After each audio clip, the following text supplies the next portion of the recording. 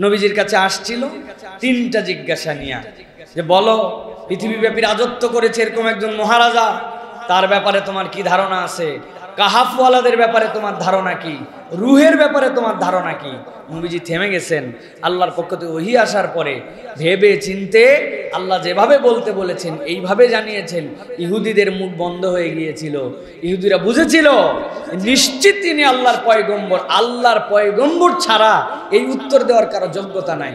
কিন্তু ওই ইহুদিদের কপালে হেদায়েত জোটে নাই, আর ওই ইহুদিদের বাদে হাজার কোটি মানুষ পরবর্তীতে হেদায়েত পাইছে। সুতরাং হেদায়েত যে কে কিভাবে পাবে এটা আল্লাহ রাব্বুল আলামিন ছাড়া কারো দ্বারা আমাদের দুনিয়ায় বলা সম্ভব নয়। আল্লাহ আমাদেরকে বোঝার তৌফিক দান করেন। এটা বন্ধ করে দেন, এসিটা অফ করে দেন, বসেন, বসে করেন।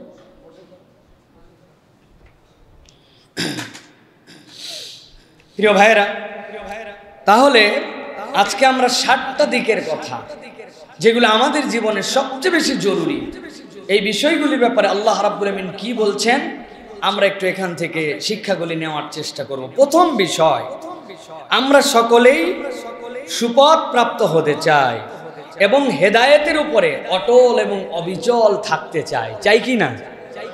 যদি মাথা ঠিক থাকে, আকল যদি ঠিক থাকে, তাহলে বান্দা জানে যে তার হেদায়েতের উপরে টিকে থাকা সবচেয়ে বেশি জরুরি।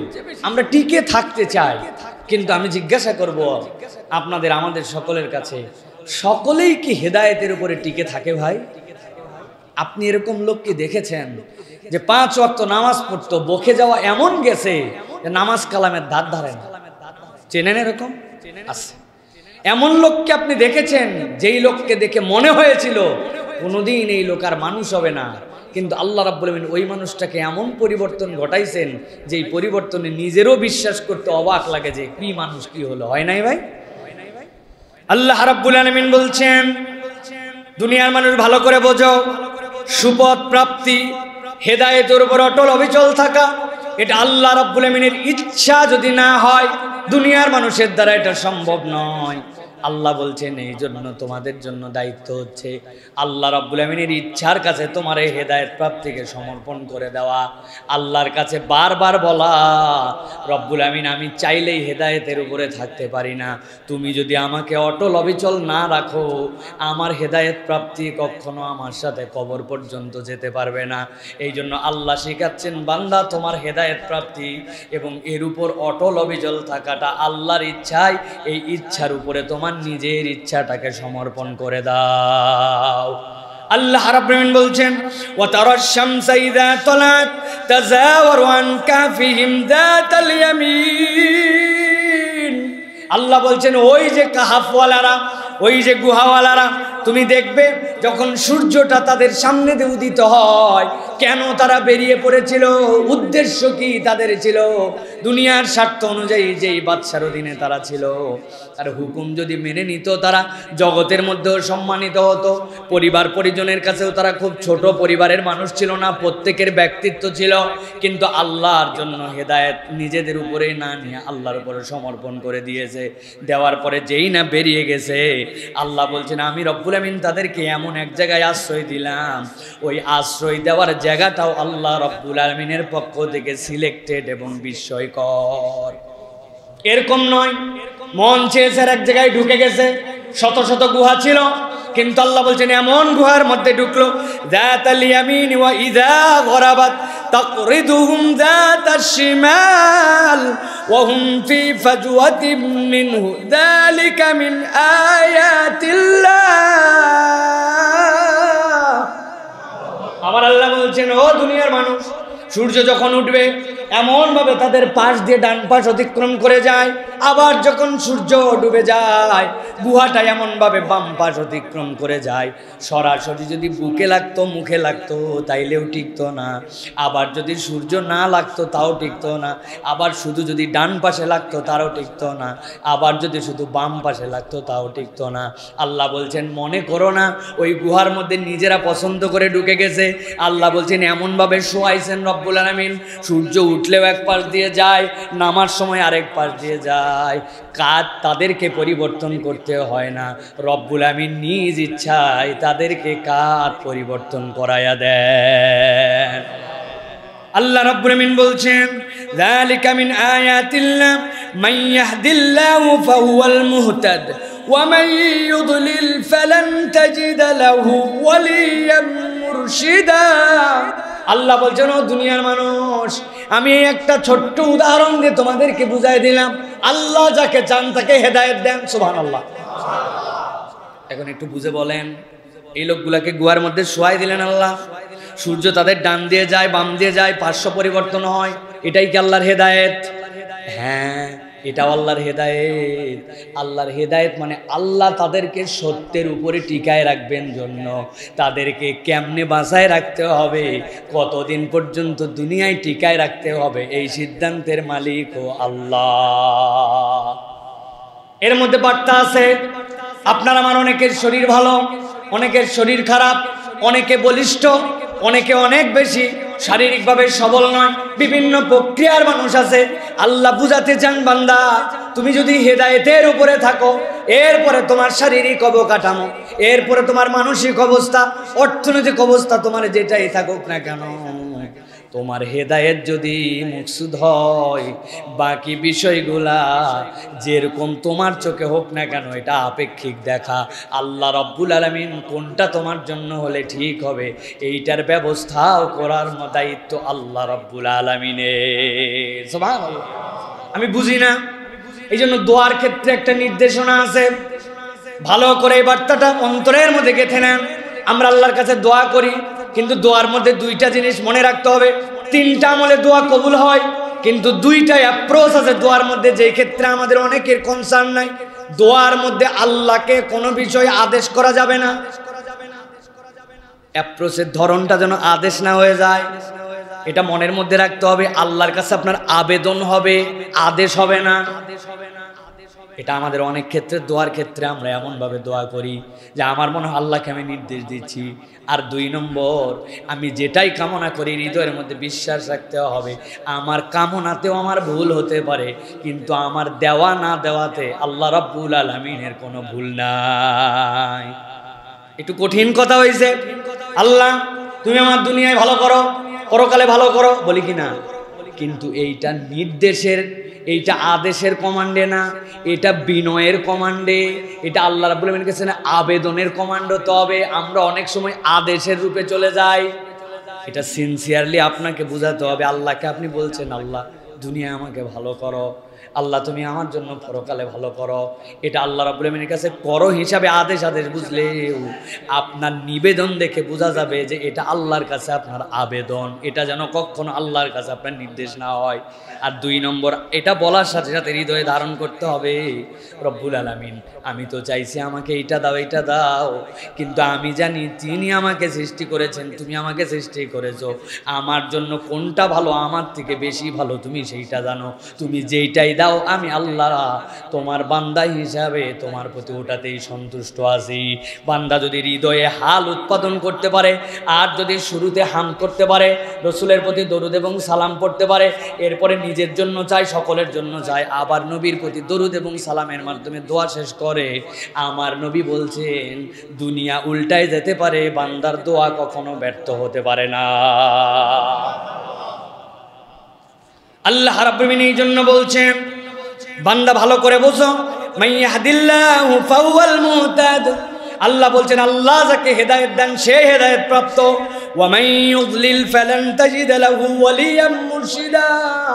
আর যদি কেউ একবার গাফেল হয়ে যায়, হেদায়েতের পথ থেকে দূরে চলে যায়, দুনিয়ার কোনো মুর্শিদ তাকে হেদায়েতের আলো দিয়ে হেদায়েত দিতে পারে না।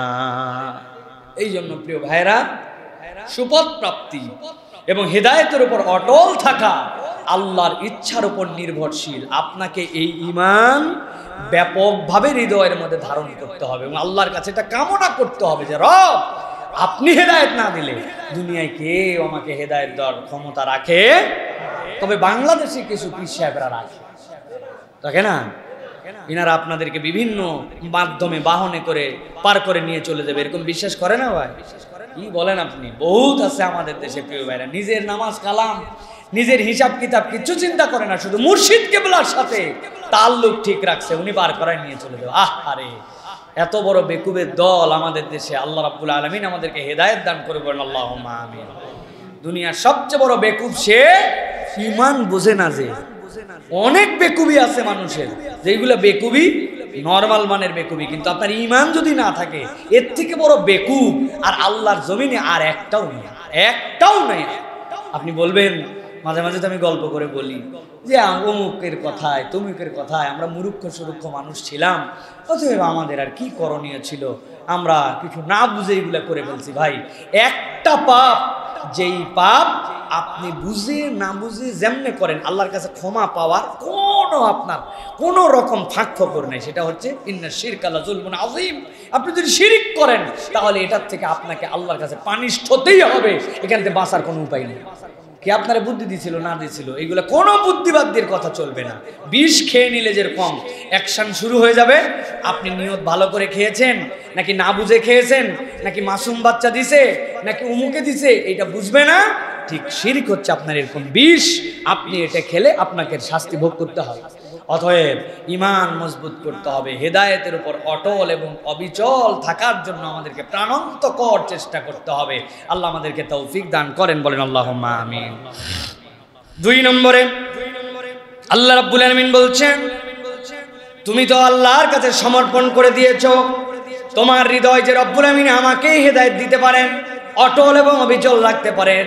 এবার আল্লাহ আশার কথা শোনাচ্ছেন, ও দুনিয়ার মানুষ শোনো, যে নিজের ঈমানকে হেফাজত করতে চায়। আল্লাহ রাব্বুল আমিন বলছেন আর ভয় পাওয়ার কারণ নাই, যেহেতু তুমি মাওলা হিসেবে আল্লাহকে মেনে নিয়েছো। আল্লাহ বলছেন যে নিজের ঈমান হেফাজত করতে চায়, আল্লাহ স্বয়ং তার অভিভাবক হয়ে যায়। আল্লাহ রাব্বুল আমিন কোরআনুল কারীমের মধ্যে বলছেন, ও দুনিয়ার মানুষ ভালো করে শোনো, যেই মানুষগুলার কথা তোমরা কোরআনের মধ্যে পড়ছো, যেই মানুষগুলা গুহার মধ্যে থাকতে শুরু করলো, ওই মানুষগুলার হাল কেমন ছিল দেখো তো। আল্লাহ নিজে বলছেন, ওয়া তাহসাবুহুম আইকাযা ওয়া হুম রুকুদুন ওয়া নুকাল্লিবুহুম যাতাল ইয়ামিনি ওয়া যাতাশ শিমাল। আল্লাহ রাব্বুল আলামিন বলছেন, ও দুনিয়ার মানুষ, তুমি যদি তাদের দিকে তাকাও, তাকায় যদি দেখো, মনে হবে তারা জেগে আছে, কিন্তু আল্লাহ বলছেন তারা ঘুমন্ত। সুবহানাল্লাহ বিহামদিহি। আল্লাহ কিভাবে অভিভাবক হয়েছেন এটা বলার কারণ কি? একটা ঘুমন্ত মানুষকে দেখলে মানুষ নানান কিছু চিন্তা করতে পারে, মানুষ চিন্তাই করলো না একটা প্রাণী এসেও তো তাকে আক্রমণ করতে পারে, কিন্তু আল্লাহ বলছেন কি আশ্চর্য, দেখলেই তাদেরকে তুমি তাকায় দেখতেছো, মনে হচ্ছে যে তারা বোধহয় জেগে আছে, আসলে তারা ঘুমায় আছে, কিন্তু আল্লাহ জাগানোর মতো করায় রাখছেন, তাদের লুকটা ওই রকম। রব্বুল আলামিন বলছেন, ওয়া কালবুহুম বাসিতুন জিরাই বিল ওয়াসিদ। আর এমন একটা কুকুর দুইটা পায়ের কম সামনে দিয়া ওই 7 জনের সামনে এমন ভাবে বসে আছে, পিছনের লোক তো জেগে আছে, আবার সামনের কুকুরটাও যেন জেগে জেগে পাহারা দিচ্ছে, অথচ সবগুলা ঘুমায়। মুফাসসিরিনে কেরাম ব্যাখ্যা করেছেন, কুকুরকে আল্লাহ রাব্বুল আলামিন কেন তাদের সাথে যুক্ত করাই দিলেন? কুকুরের তো হেদায়েতের দরকার নাই।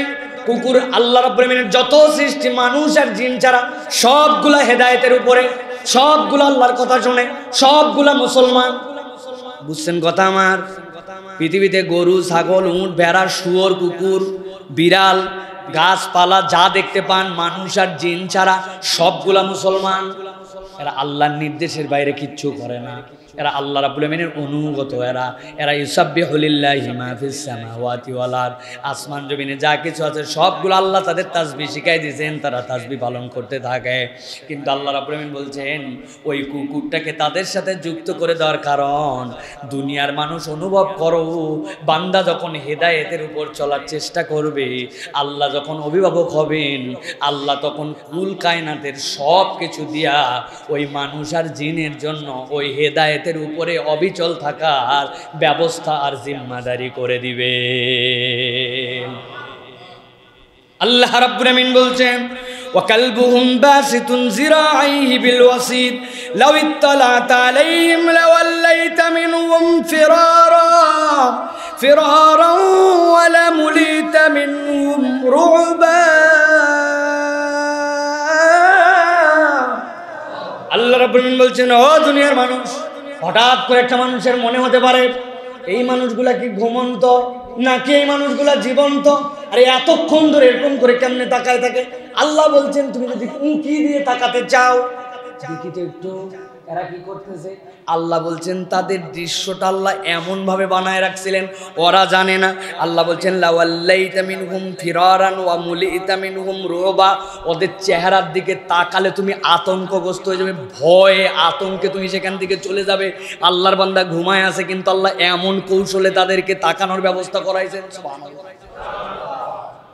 আল্লাহ বলছেন ফিরারা, কাছে যাওয়া তো দূরের কথা, আরো পালায় যাবে, এমন অ্যাকশন দিয়ে রব্বুল আলামিন ঘুমায় রাখছেন। বুঝেন তো তাইলে আল্লাহ রাব্বুল আলামিন এটার দ্বারা বুঝাতে চান, বান্দা তুমি যদি একবার হেদায়েতের উপরে চলার জন্য নিজেকে স্থির করে নাও, কেমনে তুমি হেদায়েতের উপরে থাকবে এইটার ব্যবস্থাপনা করার দায়িত্ব আল্লাহর। ঘুমন্ত মানুষকে দেখেও জীবন্ত লাগবে, ঘুমন্ত মানুষকে দেখেও তোমার ভীত লাগবে। চেহারা এমন হবে যে তার হাতে অস্ত্রপাতি কিছু না থাকলেও তার ওই আল্লাহর প্রতি অটল অবিচল ঈমানের কারণে মানুষ তাকে দেখে আতঙ্কে ভীত সন্ত্রস্ত হয়ে পালায়া যাবে। সুবহানাল্লাহ। এটা করার ক্ষমতা রাখে কে? নবীজি সাল্লাল্লাহু আলাইহি সাল্লামের কাছে একজন ইয়ামেনী লোক আসছে। শুনলাম মক্কার যতগুলা যুবক আছে এই যুবকদের মধ্যে তুমি নাকি এখন পর্যন্ত যারা বাহির থেকে আসে তাদের ফেভারে একটু কাজ করো, কিন্তু এই মক্কার লম্পটগুলা সব ক্ষতি করে। আপনার কি ক্ষতি করেছে? নবীজির কাছে এসে বলছে, শোনো, সকালবেলা ইয়ামেন থেকে আমি কাপড় নিয়ে আসছিলাম, আসার পরে এই যে খানায় কাবার পাশে দোকান দিয়েছিলাম, একজন এসে বলল তোমার এই কাপড়গুলা কিরকম দাম? এত এত সুন্দর কাপড় তো। বলে এই কাপড়গুলা সব আমার কাছে দিয়ে দাও, এত লোকের কাছে বেচার দরকার না। আমি কে জানো? আমি আবুল হাকাম, মক্কার সবচেয়ে বড় যে পরিষদের সভাপতি। এই যে আমার বাড়ি, লোকজন সবাই চিনে, আমার কাছ থেকে এসে কাপড়ের টাকা সন্ধ্যাবেলা নিয়ে চলে যাওয়া। ওই লোকের কাপড় সব নিয়ে আবু জেহেল ঘরের মধ্যে লাগছে। সন্ধ্যা হয়ে গেছে, যাওয়ার পর লোক ডাক দিছে, আমার কাপড়ের টাকাটা দেন, আমি ইয়ামেনের দিকে রওনা দিয়ে দিব। আসমান থেকে পড়ছে, জানো তুমি কে? চিনলাম না তো তোমাকে। কাপড় মানে? আমি তো কোনো কাপড়ের সাথে আজকে সম্পর্কিতই ছিলাম না। আশপাশের লোকজনও বলতেছে হ্যাঁ, যত সম্মানিত লোক, আন্দাজি ফাজলামি করো না, তোমার কাপড় টাপড় নাই। ওই লোক খানার কাবার পাশে দাঁড়ায়া আল্লাহর কাছে বিচার দিছে, কেউ কি নাই? এত বড় অন্যায় করে আমার পুঁজি চালান সহ একজন চুরি করে নিল, অথচ মক্কায় কেউ প্রতিবাদ করে না। আল্লাহ নবী সাল্লাল্লাহু আলাইহি সাল্লাম সব শুনে বলছেন, চলো আমার সাথে, চলো, কাপড়ের টাকা উদ্ধার করে দেওয়া হবে। লোকজন দূর থেকে মজা দেখতেছে। আবু জেহেল ঘাড় তেরা, যার সাথে মুহাম্মদ সাল্লাল্লাহু আলাইহি ওয়াসাল্লামের রেষারেষি শুরু হয়েছে, মজাটা এখন দেখা যাবে। মুহাম্মদ সাল্লাল্লাহু আলাইহি ওয়াসাল্লাম কেমনি পছন্দ করে না, আবার একজনের কাপড় নিছে, সে আবার উল্টা তার পক্ষে সালিশ করছে, সে আবার বিদেশি মানুষ। কেউ নাই, এই দুইজন আল্লাহ, আর তার পক্ষের লোকের অভাব নাই। নবী দরজায় ডাক দিয়েছেন, কে? তুমি মুহাম্মদ, দরজা খোলো। লোক দাঁড়ায় আছে, আবু জেহেল দাঁড়ায় আছে, দুনিয়ার লোক বাইরে থেকে দেখতেছে খেলা কেমন হয়। আল্লাহ নবী জিজ্ঞাসা করলেন, এই লোকের কাপড় কি আপনি নিয়েছেন? আবু জেহেল মাথা নিচু করে বলে, হ্যাঁ হ্যাঁ নিয়েছি। টাকাগুলা দিয়েছেন? না না, টাকা দেই নাই। তাড়াতাড়ি টাকা দেন। লোকজন অবাক, নবীর সাথে কেউ নাই। আবু জেহেলের এত গরম, টাকাই দেওয়া লাগে না, যা ইচ্ছা তাই করতে পারে। ভিতর থেকে টাকা দিয়েছে, বলছে তাড়াতাড়ি তুমি চলে যাও। টাকা পয়সা দিয়ে বুঝাই দিয়েছে। ওই লোকটা আল্লাহর কাছে নবীর জন্য দোয়া করে চলে গেছে। আল্লাহর নবীও চলে গেছেন। লোকজন যে আবু জেহেলকে ধরছে, রে এত গরম, এত পাওয়ার, এত দাপট, আগেই তো ভালো ছিল টাকা দিয়ে দেওয়া, তাহলে অপমানিত হতে না। তোমার কাছে আসে মুহাম্মদ বলল, স্বীকার করে নিলে, 1 সেকেন্ড দেরি হলো না, টাকা পয়সা দিয়ে দিলে। বলে শোনো, ফাপড় মেরো না, যা আমি দেখছি, যা তোমরা দেখলে তোমাদের মাথা খারাপ হয়ে যেত। মুহাম্মদ যখন আসছেন, ওই লোককে যখন বলছে এর কাপড় নিছো, হ্যাঁ, টাকা দিছো না, পিছনে এমন একজন হা করে আমার পেছে দাঁড়াই ছিল, আমার ঠোঁট দিয়ে না উচ্চারণ করা মাত্র আমাকে খেয়ে ফেলতো মনে হচ্ছিল। আমি এমনি এমনি নয়, আতঙ্কে ভয়ে মুহাম্মদ সাল্লাল্লাহু আলাইহি ওয়াসাল্লামের সাথে কে আসছিল আমি জানি না, এই জন্য টাকা দিতে বাধ্য হয়েছি। আমি যা দেখছি তোমরা তা দেখলে আরো আগে ঘাবড়ায় যেতে। ওই রব্বুল আলামিন আপনার আমার জন্য ব্যবস্থা করতে পারেন। আল্লাহ তাছাড়া এই শব্দটা এখানে ব্যবহার করতেন না। আল্লাহ বলছেন, লাউইত্তালাআতা আলাইহিম লাওয়াল্লাইতা মিনহুম, তুমি যদি তাদেরকে দেখতে, একবার যদি মনে করতে এই লোকগুলো আমার এলাকার থেকে পালায় চলে আসছে, আমি হেদায়েতের উপরে নয়, বরং আমার দলে যোগ দিতে বলছে, আমার কথা শোনে নাই। ধরতো এদেরকে সামলায় দিব। আল্লাহ বলছেন ধরা তো দূরের কথা, ওদেরকে দেখলে ভয়ে পালাতো। মাত্র 7 জন, কিন্তু আল্লাহ রাব্বুল আলামিন তাদের অভিভাবক হয়ে গেছেন। আল্লাহ রাব্বুল আলামিন বলছেন ওয়ালা মুলিতা মিনহুম রুবা। আর একবার যদি তাদেরকে দেখতো ভয়ে আতঙ্কগ্রস্ত হয়ে যেত, কোনোদিন উঁকি দিয়ে দ্বিতীয়বার তাদেরকে দেখতে যাওয়ার মতো সাহস হতো না। আল্লাহ বলছেন এটা অন্য কোনো কারণে নয়, তারা নিজেদের ঈমান হেফাজত করতে যখন বদ্ধপরিকর, ওই ঈমান হেফাজতকারী ওয়ালাদের অভিভাবক হয়ে যান আল্লাহ। ঈমান হেফাজত করতে চাইছে, অভিভাবক আল্লাহ। এখন আমি তো আমার ঈমান হেফাজত করতেই চাই না, আমি তো আল্লাহ রাব্বুল আলামিনকে বাইপাস করছি। আমার ব্যবসা সুদ ছাড়া কেমনে চলে? আপনি কিসের ঈমান হেফাজত করবেন? আপনি আগেই তো নিজেকে নিজের শয়তানের আপন ভাই বানাই ফেলছেন। কি আমাদের আছে না ভাই? মিথ্যা ছাড়া দোকানদারি আবার কেমনে চলে? চলে সব জায়গায় মিথ্যা, প্রতারণা, ধোঁকাবাজি। এই লোকই আবার আল্লাহর কাছে দোয়া করছে, ইহদিনাস সিরাতাল মুস্তাকিম, আল্লাহ তুমি আমাকে হেদায়েত দাও। হ্যাঁ, দুনিয়ার বোঝেন না? দুনিয়ায় আপনি সারা জীবন মনে করেন যে পাওয়ার পার্টির বিপক্ষের যে পার্টি, ওই পার্টির চামচামি করেন। আপনার অফিসের মধ্যে ওই পার্টির লোকের ছবি টাঙ্গায় রাখছেন, ওই দলের পক্ষে আপনি দলবাজি করেন, আর আপনি মনে করছেন আমি নমিনেশনটা পেয়ে নিব পাওয়ার পার্টির থেকে। আপনারা দিবে? দুনিয়ায় যদি আপনারা না দেয়, তা আপনি এই জায়গায় কেমনে আশা করতে পারেন? চলতে মিথ্যা, আচরণে মিথ্যা, আমলে মিথ্যা, আখলাকে মিথ্যা, ধোঁকাবাজি, আল্লাহদ্রোহী, যা আল্লাহ নিষেধ করছেন সব আমার জীবনে। আর আল্লাহকে বলছে যে ইহদিনাস সিরাতাল মুস্তাকিম। আল্লাহ যে পৃথিবীতে, আল্লাহ রাব্বুল আলামিন তো স্বতন্ত্র। আল্লাহ রাব্বুল আলামিনের ধৈর্য, আল্লাহ রাব্বুল আলামিনের রহম, দয়া, এগুলো তো কম্পেয়ারের যোগ্য নয়। যদি কম্পেয়ারের যোগ্য হতো তাহলে এই মানুষগুলাকে ফেরেশতা নামায় আল্লাহ গালের মধ্যে ঠাস ঠাস করে থাপ্পড় লাগাই দিত।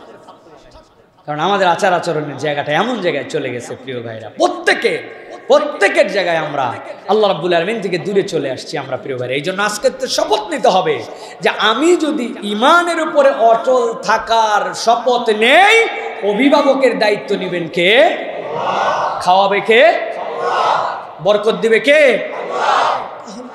আল্লাহ রাব্বুল আলামিন এই জন্য শিখাচ্ছেন এবং আতঙ্কগ্রস্ত বানায় দিবেন রাব্বুল আলামিন। আমার জীবনে একটা ছোট্ট এক্সপিরিয়েন্স আছে, আমি আজ পর্যন্ত ব্যাখ্যা বের করতে পারিনি। যখন ইসলাম ইউনিভার্সিটিতে পড়তাম, কুষ্টিয়ায় থাকতাম, তো এক এক সময় তো এক এক ধরনের হাল ছিল, জজবা ছিল এক এক সময় এক এক ধরনের। এখন এই নানাবিধ কারণে দেখা যাচ্ছে আমলের দিক দিয়ে আমরাও দুর্বল হয়ে যাচ্ছি। আমি একদিন একটা ফুটওভার, এই যে রাস্তা দিয়ে হেঁটে যাচ্ছি, আমি অবাক হয়ে গেছি। আমি জাস্ট হেঁটে যাচ্ছি, আমার মনে হতো তখন যে আচ্ছা মেয়েরা কেন বেপর্দা, বেহায়াপনা, এত অসভ্যতা, বিশেষ করে বুকের কাপড়ের ব্যাপারে মেয়েরা এত উদাসীন হয়ে গেছে যে এরা যে নির্লজ্জ হয়ে গেছে, এদের কাছে এটা কোনো আইটেম নয়, এটা এখন প্রমাণিত সত্য। একদম নির্লজ্জ, বেহায়া। আমি হঠাৎ করে চোখ তুলে এক জায়গায় তাকাইছি। আমি কেন তাকাইছি, কিভাবে তাকাইছি জানি না, দুইটা মেয়ে রাস্তার থেকে আতঙ্কে চিৎকার দিয়া ড্রেনের মধ্যে পড়ে গেছে। আমি বুঝি নাই, কিন্তু আমি তাদের সাথে এরকম কোনো ইন্টেনশনও করি নাই, অথবা তাদেরকে ফেলে দিব, কষ্ট দিব, অথবা তাদের প্রতি কোনো অন্য আমার ইন্টেনশন কিছু না। কিন্তু আমি চলতেছি, আমার ভিতরে এই জজবাটা আছে ভিতরে যে এই হেদায়েতটা দরকার। এই মানুষগুলো, আমি যে রাস্তা যাচ্ছি এমন ভাবে আসতেছে যে ছেলেদেরকে মেয়েদেরকে সাইড দেওয়া লাগে, মেয়েরা ধাক্কা দিয়ে যায়, আছে না? অবাক হয়ে যাই আমি। টুপি, দাড়ি, জুব্বা নিয়ে সুপার শপের মধ্যে বাজার করতে গেলে গায়ের মধ্যে গুঁতা দিয়ে সরি বলে। আমি বললাম কি জন্য আপনি আমাকে সরি বলবেন? এই জায়গায় দাঁড়ালে তো আপনার গায়ের সাথে আমার গায়ের সাথে লাগার কথা নয়, আপনি 2 সেকেন্ড দেরি না করে ধাক্কা দিয়ে যান, এই অসভ্যতা কেন আপনার? আছে না? আমার ওইখানে এরকম কোনো ইন্টেনশন ছিল না, আমি শুধু চোখ তুলে তাকাইছি, দুজন পড়ে গেছে ট্রেনের মধ্যে। তখন মনে হয়েছে পরবর্তীতে যে এর মধ্যে আল্লাহ রাব্বুল আলামিন আমার হৃদয়ের মধ্যে যে হেদায়েতের তামান্না অথবা নিজেকে সেভ করে রাখার যে মানসিকতা, আল্লাহ এটার মধ্যে আমার চেহারায় ওকে কিছু দেখাইছেন যেটার ভয়ের কারণে সরে গেছে। এটা আমি আমার কোনো বিরাট কারামত বর্ণনা করতেছি না ভাই, ওটা ভিন্ন কারণেও হতে পারে, জানি না, তার অন্য কোনো কারণে হয়তো আমাকে দেখে তার খারাপ লাগছে, ঘৃণা লাগছে, এই জন্য পড়ে যেতে পারে, সেটা বিষয় না। কিন্তু কেউ যদি আল্লাহর হেদায়েতের উপর অটল অবিচল থাকতে চায়, রব্বুল আলামিন তার মধ্যে এরকম কিছু দান করেন যেইটাতে মানুষ ভয় পেয়ে যায়। আছে না ভাই? আছে? কিচ্ছু নাই, কোনো ক্ষমতা পাওয়ার কিচ্ছু নাই। কিন্তু অনেক মানুষের সাথে মানুষ, তাদের সাথে কথাবার্তা বলতে পিছনে অনেক কথা বলে আসে, সামনে সে আর কিচ্ছু বলতে পারে না, আছে না? আল্লাহ রাব্বুল আলামিন এই জন্য আমাদের এই ইন্টেনশনটা আল্লাহ বান্দাদেরকে দিতে চান যে বান্দা তুমি হেদায়েতের উপরে, আমি ঈমানের উপরে চলবো, এই জজবাটা হৃদয়ে ধারণ করা দরকার। এই জজবা থাকলে রাব্বুল আলামিন অভিভাবক হবেন ইনশাআল্লাহ। 3 নম্বরে হেদায়েতের মালিক আল্লাহ। আল্লাহ রাব্বুল আলামিন যাকে হেদায়েত দেন সে ছাড়া কেউ হেদায়েত দিতে পারে না। 2 নম্বর, আল্লাহর ঈমানের উপরে যে থাকতে চায় রব্বুল আলামিন ওই ঈমানদারের অভিভাবক হয়ে যান। এবার আল্লাহ বলছেন এই 2 কাজ একটা আমলের সাথে নির্ভরশীল, এই আমলটা যদি করো এই 2টা কাজ তোমার জন্য সহজ হয়ে যাবে। আল্লাহ রাব্বুল আলামিন বলছেন কেউ যদি হেদায়েতের ওপর অটল অবিচল থাকতে চায় আর আল্লাহর হেফাজতে থাকতে চায়, সে যেন নিজের হালাল খানার ইন্তজাম করে। আপনার যদি হারাম খানা হয়, আপনার যদি আল্লাহ রাব্বুল আলামিন যেটা পছন্দ করেন না এই ভক্ষণ যদি আপনার সাথে যায়, এইটা আপনার জন্য আল্লাহর কাছে কবুলিয়াত আনতে পারবে না। নবীজি হাদিসের মধ্যে বলছেন এমন একজন ব্যক্তি, যেই ব্যক্তিটা সফর করে আসছে, এমন সফর, এত কষ্টের সফর, যেই সফরে তার গায়ে এলোমেলো হয়ে গেছে, ধুলামলিন হয়ে গেছে, চেহারাটা উস্কো খুস্কো, রুক্ষতা চলে আসছে, কষ্টের কারণে জীর্ণ শীর্ণ হয়ে গেছে। একে তো মুসাফিরের দোয়া কবুল হয়, 2 নম্বরে এই ব্যক্তি এত কষ্ট, ওই ব্যক্তি আল্লাহর কাছে দোয়া করতেছে রব্বুল আমিন আমার হাত তুমি কবুল করে নাও। কিন্তু আল্লাহ নবী বলছেন এত কষ্ট, এত রুগ্ন শস্য, এত সফর করে আসার পরেও কেমনে তার দোয়া কবুল হবে? আল্লাহ নবী বলছেন তার খাদ্য হারাম, তার পোশাক পরিচ্ছদ হারাম, তার কামাই রুজি হারাম। আল্লাহ নবী এটার দ্বারা বোঝাতে চান আপনার নিবেদন যাই হোক না কেন, আপনার হালাল খাদ্য না হলে আল্লাহর কাছে ইবাদত কবুল হয় না। বিশ্লেষণ করে দেখেন, ঈমানের উপরে থাকতে চাই, হিদায়াত চাই, কিন্তু তারপরেও বারবার কেন পা ফসকে যায়? আল্লাহ রাব্বুল আলামিন কোরআনে বলছেন ফাবাসু আহাদাকুম বিওয়ারিকিকুম হাযিহি ইলাল মাদিনাতি ফালয়ানজুর আইয়ুহা আযকা তুআমা ফালইয়াতিকুম বিরিজকিম মিনহু ওয়ালইয়াতালাত্তাফ ওয়ালা ইউশইরান্না বিকুম আহাদা। আল্লাহ রাব্বুল আলামিন বলছেন এতদিন ধরে ঘুমায় থাকলাম, ঘুম ভেঙে গেছে, এখন ক্ষুধা লেগে গেছে পেটের মধ্যে, জিজ্ঞাসা করছে কতক্ষণ ঘুমাইছো? 6 ঘন্টা থেকে 8 ঘন্টা। একজন বলছে না না বেশি হবে, অর্ধেক দিনের বেশি ঘুমাই গেছি, আমরা বহুত ক্লান্ত ছিলাম। আল্লাহ ঘুমাইছেন কত বছর? হ্যাঁ 300। আল্লাহ বলছেন আরো 10। আল্লাহ রাব্বুল আলামিন বলছেন ঘুমানোর পরে উঠে বলতেছে আধা বেলা, গাটা একটু মেজমেজ করে, পেটের মধ্যে খিদা। খেয়াল করেন আল্লাহ বলবেন এমনি এমনি বলেন নাই। আল্লাহ বলছেন ফাবাসু আহাদাকুম বিওয়ারিকিকুম হাযিহি ইলাল মাদিনা, এই টাকাগুলো, এই পয়সাগুলো নিয়ে শহরের মধ্যে লোক পাঠাও, সে যেন যায়, তবে যাওয়ার পরেও মনে রাখে যেন যতই ক্ষুধা লাগুক, যতই কষ্ট লাগুক, ফালইয়ানজুর আইয়ুহা আযকা তুআমা, যাওয়ার পরে যেন সে হালাল খাদ্যটা অন্বেষণ করে সেখান থেকে নিয়ে আসে। কোরআনে দ্বিতীয় এই শব্দ আর নাই, হালালান তয়্যিবা আছে, কিন্তু আল্লাহ বলছেন আজকা, তাজকিয়ায়ে নফস মানে বিশুদ্ধ। আল্লাহ বলছেন কেবল খাবারই নয়, যেই খাবারটা হালাল শুদ্ধ এরকম খাবারটা যেন সে নিয়ে আসে। আজকার ব্যাখ্যা কি?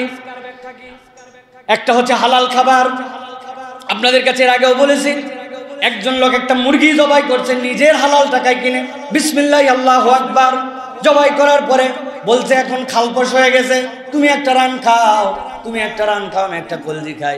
বুঝে দেখলে বলেন তো, এই যে মুরগি খালপোশ করার পরে জবাই করে এই কাঁচা গোস্ত যেটা রান, 2 জন 2টা খাচ্ছে, একটা কলিজা খাচ্ছে, এটা খাওয়া হালাল না হারাম?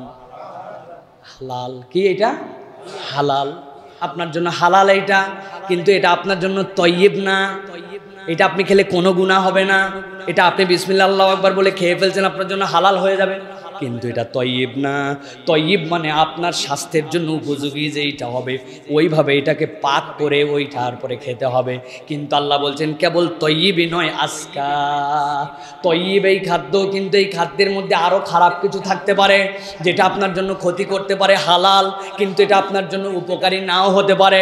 আল্লাহ রাব্বুল আলামিন বলছেন ঈমানদার এমন বিচক্ষণ হবে, হালাল খাবে খাবে, তয়্যিব খাবে খাবে, আজকা খাবে। বান্দা যখন এই বিবেচনা করে এই খাদ্যাভ্যাস গঠন করবে, আল্লাহ ওই বান্দার জন্য হেদায়েতের উপরে চলাকে সহজ করে দিবে। এখন আমাদের খাদ্যের মধ্যে কি হয়ে গেছে? হালাল আমি বুঝতেছি হালাল, তয়্যিবও বুঝতেছি তয়্যিব, কিন্তু এইটা আমার জন্য আজকা হয় না। ওর মধ্যে আপনি বিষ মিশাই দিয়েছেন। আপনি জানেন যে আমটা এখন নামার কথা নয়, 2 টাকা পয়সা বাড়ানোর জন্য স্প্রে করে কার্বাইড দিয়ে উমুক দিয়ে তুমুক দিয়ে ওই আমটা নামাইছেন। আপনি বান্দার মধ্যে থেকে আজকার স্তর উঠাই দিয়েছেন, তয়্যিবের স্তর উঠাই দিয়েছেন। আল্লাহ রাব্বুল আমিনের কাছে হিসাব দেওয়া লাগবে, ঠিক কি না? আল্লাহ রাব্বুল আমিন এই জন্য বলছেন তোমাদের জন্য এটা একটা সামাজিক দায়িত্ব। আল্লাহ রাব্বুল আমিন বলছেন ওয়ালিয়াতালাত্তাফ ওয়ালা ইউশইরান্না বিকুম আহাদা। আর আল্লাহ বলছেন চলাফেরার ক্ষেত্রে কেউ যদি হেদায়েত পেতে চায় তাহলে সে যেন নম্রভাবে চলাফেরা করে, আর তোমাদের কেউ যেন অন্যের কাছে খবর পৌঁছায় না দেয়। আল্লাহ রাব্বুল আমিন তাদেরকে যে নিয়ামত দিয়ে রেখেছেন এইটা জানানোর দরকার নাই। আর আচরণে নম্র হয়ে চলো, আর হালাল খাদ্যাভ্যাস অর্জন করো। আল্লাহ বলছেন আল্লাহ ইমানের উপরে টিকায় রাখার পথটা তোমার সহজ করে দিবেন। সুবহানাল্লাহ। মানুষের মূল পেরেশানি কি ভাই? খাদ্য না? খেয়াল করে দেখেন, আমরা খাওয়ার জন্যই ম্যাক্সিমাম সব করি, তাই না? সবই তো আমাদের ওই টার্গেট। আপনার কিছুই নাই কিন্তু আপনার 3 ওয়াক্ত খেয়ে পড়ে আছেন, এটাই বিরাট বড় বিষয়। নবী করিম সাল্লাল্লাহু আলাইহি ওয়াসাল্লাম বলছেন কেউ যদি সকালবেলা 3টা বিষয়ের উপরে তার যদি আল্লাহ রাব্বুল আলামিন ইস্তেকামত দেন, সে পুরা দুনিয়ার মালিক। সুবহানাল্লাহ। একদিনের খাদ্য নিরাপত্তা আছে, শারীরিক সুস্থতা আছে, পরিবারের মধ্যে শান্তি আছে। আল্লাহ নবী বলছেন এই লোকের পুরা দুনিয়া আছে তার সাথে। সুবহানাল্লাহ। পুরা দুনিয়া। মান আসবাহা মিনকুম, তোমাদের মধ্যে থেকে কারো সকাল যদি হয় এই 3টার সাথে, আমার সারাদিন কি খাবো, দুপুরে খাবার হবে কি হবে না, সকাল থেকে 11টা পর্যন্ত চিন্তা করে পর চুলা ধরান না। পরিবারের মধ্যে ভালোবাসার বন্ধন, সম্প্রীতি, সুখ, অন্তত পরিবারের মধ্যে আপনার যে বন্ডিং এইটা ঠিক আছে, আর সুস্থতা আছে, যেমন অসুস্থ নয়। আল্লাহ নবী বলছেন সে যেন পুরা দুনিয়ার মালিক। সুবহানাল্লাহ। পুরা দুনিয়ার মালিক সে। অসুস্থতার আগে সুস্থতার মূল্যায়ন আমরা বুঝি না। সুখ যখন একটু কমে যায় তখন বুঝতে পারি পূর্বের সুখী কতদিন ছিলাম। এই জন্য শাকের বান্দা হওয়া, আল্লাহ রাব্বুল আলামিনের সাবের বান্দা হওয়া, এটা একটা পাঠ। এটা তো সহজ, মুখ দিয়ে বলে দিলাম আর আল্লাহর শাকের বান্দা হয়ে গেলাম, এত সহজ নয়। আল্লাহ রাব্বুল আলামিন আমাদেরকে বোঝার তৌফিক দান করেন। তাহলে 3 নম্বরটা কি বলেছি? যে হেদায়েতের উপর অটল অবিচল থাকার জন্য হালাল খাদ্য লাগবে। কি লাগবে? হালাল খাদ্য লাগবে।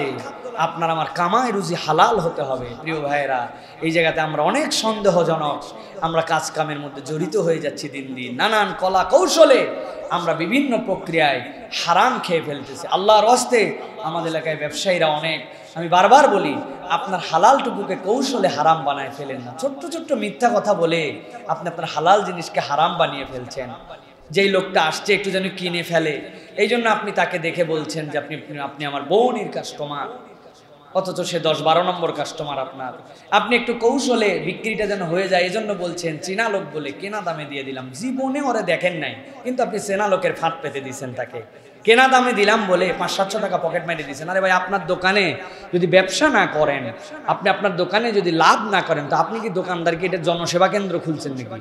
আপনার তো লাভ করতে হবে। কিন্তু এই মিথ্যা, এই ছোট্ট ছোট্ট কৌশল, যা নয় তাই 100% সুতি বলে দিলেন, 100% দেশি বলে দিলেন, একদম মেড ইন জাপান বলে দিলেন, জানেন আপনি, কিন্তু আপনি প্রতারণা যে করছেন, আপনার হালাল ব্যবসাটা হারাম হয়ে যাচ্ছে, আপনার হালাল জিনিস হারাম হয়ে যাচ্ছে।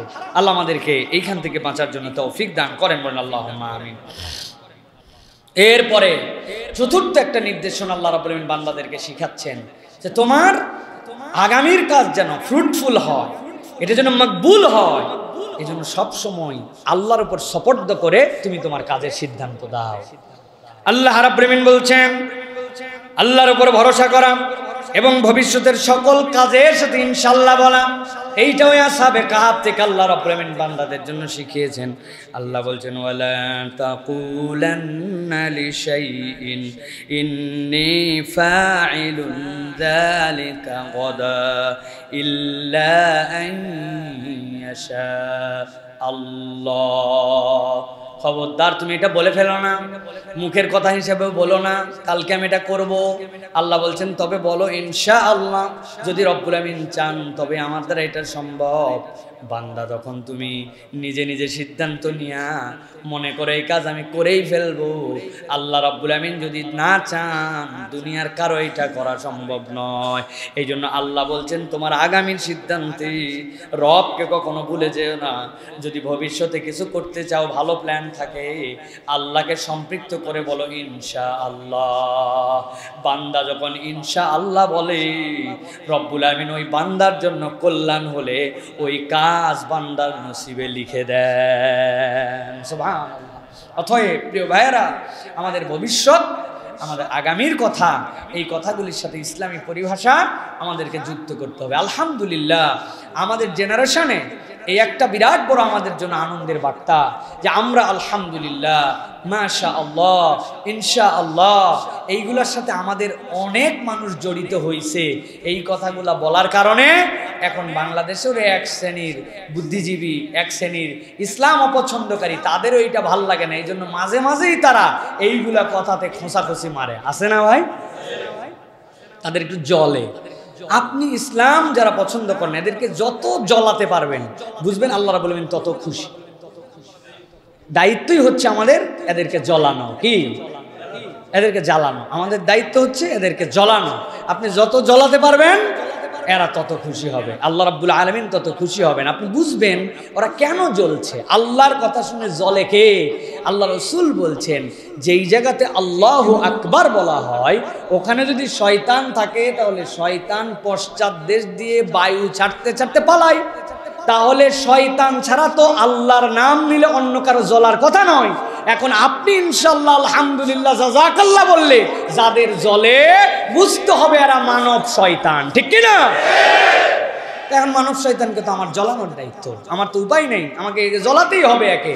এই জন্য বলবো বুঝে সুঝে এইগুলা বেশি বেশি করে বলার চেষ্টা করবেন। যে কোনো ভবিষ্যৎ কথা ইনশাআল্লাহ, যে কোনো আমাদের আল্লাহ রাব্বুল আলামিনের সাথে সম্পৃক্ত রানিং কথা আলহামদুলিল্লাহ। কোনো একটা সুন্দর বাচ্চা দেখছেন, কোনো একটা ভালো জিনিস দেখছেন, সাথে সাথে বলবেন মাশাআল্লাহ, সাথে সাথে বলবেন তাবারাকাল্লাহ। তাবারাকাল্লাহ বলে হবে কি? ওই ছেলেটা ওই বিষয়টার ক্ষতি হবে না। একটা বাগান দেখতে গেছেন আপনি, একটা আম বাগান, সুবহানাল্লাহ এত আম, আপনি বলি এত আম মাশাআল্লাহ, না এইটুকু নয়, ওই মাশাআল্লাহর সাথে তাবারাকাল্লাহ বলবেন যাতে ওই আমার আম বাগানি ভাইয়ের ওই বাগানের চোখ না লাগে, কোনো ক্ষতি না হয়। একটা সুন্দর বাচ্চা দেখছেন, বাপরে বাপ এত সুন্দর, না এটা আমার কথা হবে না, মাশাআল্লাহ তাবারাকাল্লাহ বাচ্চাটা সুন্দর, আল্লাহ তাকে হেদায়েতের উপর রাখুন, আল্লাহ তাকে ভালো মানুষ বানান। এই কথাগুলি আমাদের অনর্গল চলবে। কারেন্ট চলে গেছে কি বলবেন? ওয়াও এলাকার সবাই, তাই না ভাই? একদম কারেন্ট গেছে কি বলবেন? ইন্না লিল্লাহ। এরপরে আপনি যা বলেন বলেন, আমাদের সবগুলো হা করে গ্রামে চিল্লা ওঠে। আবার কারেন্ট আসছে ওয়াও করেছে। এইটা তো আমাদের পরিভাষা নয় প্রিয় ভাইরা, এগুলো আমাদেরকে শুধরায় নিতে হবে। আর একটা জিনিস সেটা হচ্ছে আমরা টেলিফোন করি, টেলিফোনে হ্যালো বলেন, হ্যালো বলা আপনার জন্য নাজায়েজ নয়, কিন্তু আমরা একটু হ্যালোটা পরে বলবো। আমরা ফোন করেই আগে আসসালামু আলাইকুম, তারপরে আমরা হ্যালো বলি। যদি উত্তর নিল না নিলে সমস্যা নাই, বুঝবো যে ধরলো না, কেটে গেল। কিন্তু হ্যালো আসসালামু আলাইকুম না, আসসালামু ক্বাবলাল কালাম, এই হিসাবে আগে সালাম পরে হ্যালো। পারবো ইনশাআল্লাহ? এটা আমরা অভ্যাসের মধ্যে করে ফেলবো ইনশাআল্লাহ। এই চর্চাটা আমাদের বৃদ্ধি করতে হবে। আর সুন্দর করে যেখানে যা বলা লাগবে তাই বলতে হবে। মুরব্বীকে জিজ্ঞাসা করলাম ঈদের পরে অনেক দিন পর দেখা, কেমন আছে? বলছি ইনশাআল্লাহ ভালো আছে। ইনশাআল্লাহ আবার কেমনে ভালো থাকে ভাই? ইনশাআল্লাহ তো ভবিষ্যতের কথা, আমাদের এই এলোমেলো জিনিস কবে আমরা ঠিক করবো? বলে এখানে আলহামদুলিল্লাহ বলা লাগবে, উনি না বলে এই জায়গায় ইনশাআল্লাহ বলে ফেলতেছেন আপনি। যাই হোক, ভুল বললেও তাও আল্লাহর নাম বলছে।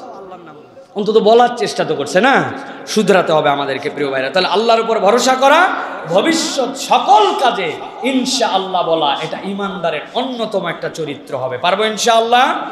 ইনশাআল্লাহ। আল্লাহ আমাদেরকে আমল করার তৌফিক দান করেন, বলেন আল্লাহুম্মা আমিন। প্রিয় ভাইরা, এরপরে 5 নম্বর, 4টা বলছি না, 5 নম্বর এবার শোনেন প্রিয় ভাইরা। সেটা হচ্ছে মানুষ চেষ্টা করবে কিন্তু ভুলে যাবে, হেদায়েতের উপরে থাকতে চাবে, ভুল হয়ে যাবে, মানুষ বিস্মৃতি পরায়ণ হয়ে যাবে। আল্লাহ এবার শিখাচ্ছেন যে বান্দা, আল্লাহর উপর তাওয়াক্কুল করছো, আল্লাহর অভিভাবক বানাইছো, হালাল মালের জন্য চেষ্টা করছো, ভবিষ্যৎ আল্লাহ রাব্বুল আলামিনের উপর ভরসা করছো। এখন আমি তোমাদেরকে বলছি যে তোমরা তো ভুলে যাও, আল্লাহর দিক থেকে সরে যাও। এটা যেন ভুলে না যাও, এটা যেন খোঁচায় খোঁচায় রিমাইন্ডার দিয়ে দিয়া তোমাকে আবার রাস্তা মতো গাইড করে করে সে তুলে নিয়ে আসে। এটার জন্য আমি রব্বুল আমিন তোমাদেরকে একটা বুদ্ধি শিখাই দিচ্ছি। আল্লাহ বলছেন মনে না থাকা, ভুলে যাওয়া, অন্তরের রোগ, এই 3টার সমাধান আল্লাহ রাব্বুল আলামিনের স্মরণ। সুবহানাল্লাহ। আল্লাহ রাব্বুল আমিন বলছেন ওয়াজকুর রাব্বাকা ইযা নাসিতা ওয়া কুল আসা আন ইয়াহদিয়ানি রাব্বি লিআকরাবা মিন হাযা রাশাদা। আল্লাহ বলছেন যখন আপনি ভুলে যান তখন আপনার পালনকর্তার কথা স্মরণ করেন, বলুন আশা করি আমার পালনকর্তা আমাকে এর চাইতেও নিকটতম সত্যের পথ দেখায় দিবেন। ভাষা বোঝেন নাই, ভাষা বুঝেন নাই, হৃদয় দিয়ে বোঝার চেষ্টা করেন। ওয়াজকুর রাব্বাকা ইযা নাসিত, আপনি যখন ভুলে গেছেন, ভুলে যাচ্ছেন, স্মরণে রাখতে পারছেন না, আল্লাহ থেকে গাফেল হয়ে যাচ্ছেন, এই ভুলা এরকম না, উমুকের নাম মনে নাই, তুমুকে কয় টাকা ধার দিয়েছিলাম মনে নাই, এইটা নয়, বরং আল্লাহর দিক থেকে আপনি ভুলে যাচ্ছেন। হিদায়াতের উপর চলতে হবে, আল্লাহর উপর ভরসা করতে হবে। আপনি এখান থেকে যখন ভুলে যাচ্ছেন, আল্লাহ বলছেন ওয়াজকুর রাব্বাকা ইযা নাসিত, আল্লাহর নাম স্মরণ করো, আল্লাহ রাব্বুল আমিনের জিকির করো। ওয়াকুল আসা ইয়াহদিয়ানি রাব্বি লিআকরাবা মিন হাযা রাশাদা। আল্লাহ বলছেন আর বান্দা তুমি আল্লাহর কাছে এটা আশা করো, রব আমি ভুলছি তো ভুলছি, একবারে তোমাকে বলি নাই, যেহেতু তোমার নাম স্মরণ করে ফেলছি, নিশ্চয় আগে যত হেদায়েতের নিকটবর্তী ছিলাম, আল্লাহ আমার জন্য আরো শর্টকাট একটা রাস্তা বের করে এই ভোলা অংশটুকুকে আল্লাহ গ্যাপ পূরণ করায় আরো অধিক আল্লাহর হেদায়েতের কাছে আমাকে করে দিবে। একই রাস্তা, এখান থেকে আপনি যদি রওনা দিতে চান, গুলিস্তান আমি যাব, এখান থেকে বেরিয়ে চলে যাবেন, যাওয়ার পরে কালচির রাস্তাতে 12 নম্বর দিয়ে এয়ারপোর্ট রোড দিয়ে সোজা আপনি যেতে পারবেন। আরেকটা যদি এদিক দিয়ে যান, মাজার রোড দিয়ে পার হয়ে 1 নম্বর দিয়ে গাবতলি হয়ে যেতে পারবেন। আরেকটা যদি মনে করেন এত ভংচমার দরকার নাই, আমি রাস্তা চিনি, 10 নম্বর দিয়ে সোজা বেরোলে আগারগা পার হয়ে আমি গুলিস্তানের দিকে চলে যাব। রাস্তা 3টাই, কোনোটাই যেতে লাগবে 3 ঘন্টা, কোনোটাই 2 ঘন্টা, কোনোটাই 40 মিনিট। আল্লাহ বলছেন কোন রাস্তায় 40 মিনিটে পৌঁছানো যায় এইটা তো আমি জানি না আল্লাহ, কিন্তু আমি কিছু সময় রাস্তা যেহেতু ভুলেছিলাম, এখন হেদায়েতের দাবি তোমার কাছে নিয়ে আসছি। এখন সবচেয়ে কম সময়ে ওরা আমার থেকে 2 ঘন্টা আগে বের হয়েছে আমার লেট রাস্তায়, কিন্তু আমি 2 ঘন্টার রাস্তাটা 40 মিনিটে পার করে তোমার কাছে চলে যেতে চাই। আল্লাহ বলছেন বান্দা যখন আল্লাহর কাছে বলবে ওয়াকুল আসা আন ইয়াহদিয়ানি রাব্বি লিআকরাবা মিন হাযা রাশাদা, আল্লাহ আমাকে শর্টকাটে হেদায়েতের রাস্তায় পৌঁছায় দাও, এই বান্দার নসিবে তখন এটা হবে যখন বান্দা আল্লাহ রাব্বুল আলামিনকে স্মরণ করবে। সুবহানাল্লাহ। আল্লাহ স্মরণ লাগবে আপনার, এটা জিকির। এই জিকির ছাড়া আপনি আল্লাহ রাব্বুল আলামিনের শর্টকাটের হেদায়েতের রাস্তা পাবেন না। অনেকেই বলে জিকির, এই জিকিরের ফজিলত কি, জিকিরের দাম কি, জিকিরের প্রয়োজন কি? যে বলবে জিকিরের প্রয়োজন কি, আপনি তাকে বলবেন যে সূরা কাহাফের 24 নম্বর আয়াত পড়ে দেখো, আল্লাহর জিকির বান্দাকে শর্টকাটে হেদায়েতের রাস্তায় জান্নাতে ঢুকায় দেয়। সুবহানাল্লাহ। অনেকের স্মৃতিশক্তি দুর্বল, আমাদের কাছে বলে যে হুজুর পড়লে মনে থাকে না, অমুক তুমুক মনে থাকে না, বয়স হয়ে গেছে, অ্যালজাইমার, নানান ধরনের রোগ। এই আয়াতে কারিমার আলোকে আমাদের সালাফরা বলছেন কেউ যদি 4টা কাজ করে আল্লাহ রাব্বুল আলামিন তার স্মৃতিশক্তিকে তরতাজা রাখবেন। সুবহানাল্লাহ। 1 নম্বরে মুখের জিকির করতে হবে। মুখের জিকির মানে কি? সুবহানাল্লাহ, আলহামদুলিল্লাহ, আল্লাহু আকবার, লা ইলাহা ইল্লাল্লাহ। বাড়ি থেকে বের হচ্ছেন বিসমিল্লাহি তাওয়াক্কালতু আলাল্লাহ, পোশাক পরছেন বিসমিল্লাহ বলে পোশাক পড়ছেন, ওয়াশরুমে ঢুকছেন, বের হচ্ছেন, আপনার আয়ত্তে যত জিকির এইগুলা মুখে জারি রাখা। 2 নম্বরে মধু খাওয়া, মধুটা চেটে চেটে খাওয়া। আমরা অনেক সময় চামচ দিয়ে তুলে খাই না, মধু হাতের মধ্যে ঢালবেন, হাতের মধ্যে থেকে নিয়ে জিহ্বায় চেটে খাবেন। 3 নম্বর, আপনি কাঁচা খেজুর পাওয়া কঠিন, যদি রুতাব, এটা হচ্ছে ব্রেনের জন্য টনিক, ডাইরেক্ট ব্রেনে হিট করে, একদম এই সুগারটা ডাইরেক্ট ব্রেনে আঘাত করে। এইটা হচ্ছে যদি পাই আমরা, না হলে আমরা তাজা খেজুর, এই খেজুরটা সকালবেলা খাওয়া। নবীজি বলছেন কেউ যদি সকালবেলা 7টা খেজুর খায় তাহলে তার সারা দিনের জন্য তার শরীরের মধ্যে কোনো বিষক্রিয়া কিচ্ছু আক্রমণ করতে পারবে না। এত বরকত। এখন 7টা না সহ্য হলে আপনি একটা খান, কিন্তু আপনি একটা খেজুর খান।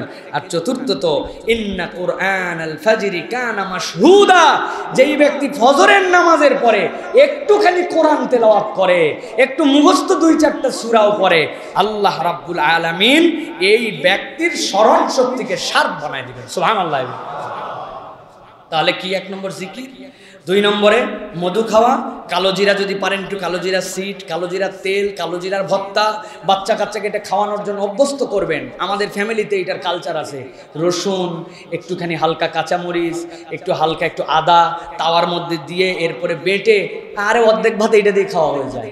এটার সাথে সাথে পুষ্টি, সাথে সাথে অন্য ওষুধের জন্য কাজ, নিজের শরীরের অ্যান্টিবডি তৈরি করা, অনেক উপকারের মধ্যে রব্বুল আমিন দিয়ে রেখেছেন। এরপরে যেটা বললাম যে আপনি মেহেরবানি করে একটুখানি খেজুর খাওয়ার জন্য অভ্যস্ত হন, আর আল্লাহ রাব্বুল আমিনের কোরআন ফজরের উপর একটু তেলাওয়াত করেন। না, ডাক্তাররা একটা পরামর্শ দেয়, আমি বলতে পারবো না ভালো, ডিমের সাদা অংশটা, যেই সকল বাচ্চারা একদমই ব্রেনে কাজ করে না, ডিমের কুসুম বেশি বেশি খাওয়ালে তার জন্য অনেক সময় কঠিন হয়ে যেতে পারে, পেটের লোড নিতে পারে না, ডিমের সাদা অংশটা সাথে খাওয়ানো। এইটা যদি কেউ করে আর আল্লাহর কাছে বলে যে আল্লাহ তোমার দেওয়া কোরআনে শিফার বর্ণনা অনুযায়ী, তোমার রাসূলের জানানো পদ্ধতি অনুযায়ী আমি একটু চেষ্টা করলাম, বাকিটুকু তুমি আমার জন্য সহজ করে দাও, আল্লাহ রাব্বুল আমিন ওই বান্দার ব্রেন বৃদ্ধি করে দিবেন ইনশাআল্লাহ। আল্লাহ আমাদেরকে বোঝার তৌফিক দান করেন। কত আজে বাজে জিনিস বাচ্চাদেরকে খাওয়ায়, কিন্তু এখানে হাত তুলে বলেন তো যে প্রত্যেকদিন এনশিওর করছি আমার বাচ্চা যেন প্রত্যেকদিন ডেলি একটা খেজুর খায়। আমরা খাওয়াই না। কত জিনিস খায়, এই খাচ্ছে সে খাচ্ছে, দোকানে গেলে এই কিনতে কিন্তু অবস্থাই খারাপ। আপনার টেবিলে বাদাম, আপনার টেবিলের মধ্যে খেজুর, আপনার টেবিলের মধ্যে ভালো জিনিসগুলা স্বচ্ছ একটা বয়ামে, দেখতে যেন ভালো লাগে, অনেক সময় দেখলেও কিছু খেতে মন চায়। জিনিসপত্র নিয়ে রান্নাঘরের কোণার মধ্যে রাখছেন, কে নামাবে, কে তুলবে, কখন খাবে। একটু হাতের কাছে সুন্দর করে পড়ার টেবিলে বাচ্চা কিশমিশ দিয়ে একটা ছোট্ট বয়াম বানাই দিয়েছেন, 4-5টা খেজুর সুন্দর করে সাজাই দিয়ে ওখানে রেখে দিয়েছেন, একটু ছোট ছোট বাদাম দিয়ে রেখে দিয়েছেন, খেলতে খেলতে 2-1টা জিনিস মুখে খেয়ে নিল। আর আল্লাহকে স্মরণ করো বাবা, বের হওয়ার দোয়াটা পড়ছো বাবা, জুতা পরাটার দোয়া পড়ছো, তুমি কি জামা পরার দোয়াটা শিখে গেছো, আলহামদুলিল্লাহিল্লাযী কাসানি হাদা মিন গায়রি হাওলিন মিন্নি ওয়ালা কুওয়া, ছোট্ট একটু দোয়া শিখে ফেলছে। এই বাথরুমের মধ্যে ধাম করে ঢুকে গেলি, এই বাথরুমে দোয়া পড়ছিস, ও ভিতরে যাও চিন্তা করবে, পরে ঢুকি না কিন্তু এরপরেরটা ঠিক করে ফেলো। বাথরুমের ভিতরে একটু লিখে রেখে দেন গুফরানাক, ছোট্ট করে উপর দিয়ে টেপ লাগায় রাখছেন বাংলাতে লিখে, বের হওয়ার সময় এইটা পরে বের হতে হয়। খাবার টেবিলের নিচে খাবার টেবিলের দোয়াটা লিখে রেখে দেন যে আমি এই খাবারটা খাচ্ছি, এইটার জন্য আমার কি দোয়া। এইগুলা আমাদের জন্য রক্ষা কবচ। বান্দা যখন এইগুলা করে, আল্লাহ বলছেন আল্লাহ তার হেদায়েতের জন্য রাস্তা সংক্ষিপ্ত করে দেন। সুবহানাল্লাহ। এটার অনেক ব্যাখ্যা আছে, আর ব্যাখ্যা করলাম না। হেদায়েতের রাস্তা সংক্ষিপ্ত কেমনে হয়? হেদায়েতের রাস্তা সংক্ষিপ্ত এমনি হয়, আপনার চলার পথে শত্রুদেরকে আপনি যত দ্রুত মেরে ফেলতে পারবেন, যত কম রাখতে পারবেন, আপনার যাওয়া তত সহজ হবে। যেই রাস্তার ভাঙ্গা কম, আপনি স্পিড 100 চালাচ্ছেন, আর যে রাস্তা 1 কিলোমিটার পর খালি স্পিড ব্রেকার, আপনার গাড়ি যতই গতি থাক খালি থামাতে আর থামাতে, তুলতে আর তুলতে অবস্থা খারাপ, ঠিক কিনা? এখন এই যে আমাদের মানব শত্রু, সে আমার বাথরুমে ঢুকতে আমাকে গাফেল বানাতে চায়, আমার খাওয়ার সময় আমাকে গাফেল বানাতে চায়, পড়ার সময় গাফেল বানাতে চায়, আল্লাহ থেকে আমাকে দূরে সরায় রাখতে চায়। আমি জুতা পরলেও আল্লাহর নাম নেই, বাথরুমে ঢুকলেও আল্লাহর নাম নেই, খেতেও আল্লাহর নেই, খাওয়ার শেষেও আল্লাহর নাম নেই, পড়লেও আল্লাহর নাম নেই, বের হলে আল্লাহর নাম নেই। আমি আমার স্ত্রীর সাথে যখন শারীরিক সম্পর্ক করি তখনও আল্লাহর নাম নেই। ও তো মরতে মরতে মরতে মরতে রাস্তায় কোনো স্পিড ব্রেকারই নাই। আল্লাহ হেদায়েতের রাস্তা তেমনি সহজ করে। ফিল, আমি এই জন্য বলি না মাঝে মাঝে, ফিল ফ্রম ইয়োর হার্ট। এইগুলো অনুভব করার বিষয়। আল্লাহ আমাদেরকে বোঝার তৌফিক দান করেন।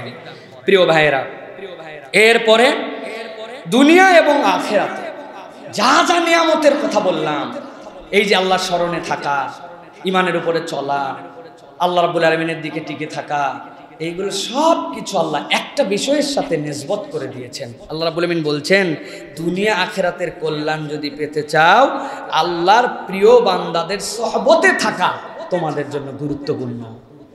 আমাদের জীবনে সব আছে, সোহবত নাই।